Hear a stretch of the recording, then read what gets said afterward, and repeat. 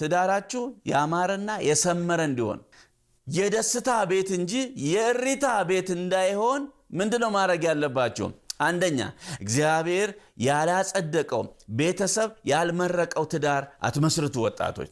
ሁለተኛ የአንድ ቤተክርስቲያን አባል ሁኑ፣ በኋላ እንዳትቸገሩ አባል ሁኑ። ሶስተኛ ቁስ ላይ የተመሰረተ ጋብቻ ቁስል አለበትና በቁስ ላይ በጥቅም ላይ በንብረት ላይ አትመስርቱ።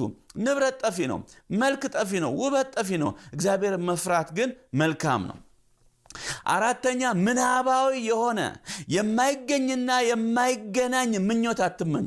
በቃና ላይ ትዳርን አትመስርት፣ በቃሉ ላይ መስርት፣ በቃሉ ላይ መስርት። አምስተኛ አለባብሳችሁና አደባብሳችሁ ትዳር አትመስርቱ፣ እውነት ላይ መስርቱ። አላፊና ጠፊ የሆነ መመዘኛ አይኑራችሁ። ፊዚካል አፒራንስ ላይ ውጭ ላይ አትመስርቱ። ሰባተኛ የተመናፈሰ መንፈሳዊ ነገርን አስተካክሉ። መንፈሳዊ መሆንና መንፈሳዊነትን ተመልከቱ። ማመናፈስ ሌላ ነው።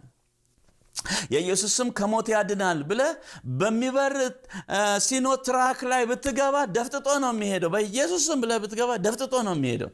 ስለዚህ ማመናፈስና መንፈሳዊነትን መለየት ያስፈልጋል። እንግዲህ የጊዜው ጠባችን የዘላለሙን ጥሪያችን እንዳይነካ ምን እናድርግ በሚለው ለወጣቶች ይሄን አስተምራለሁ። ደህና ሁኑ።